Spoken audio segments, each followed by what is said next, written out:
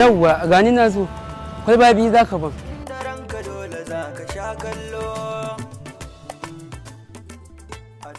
Kai, Allah matsa min da ka.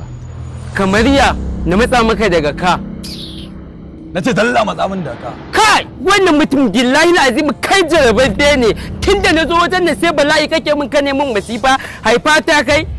Ba waki ma ba siya kai ba zuwa kai a san ba murfi ɗaya ko murfi biyu ka zo kana lallaba shi.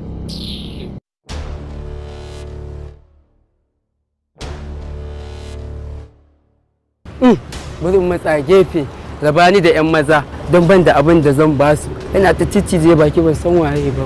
A ni ina da abin da zan baka.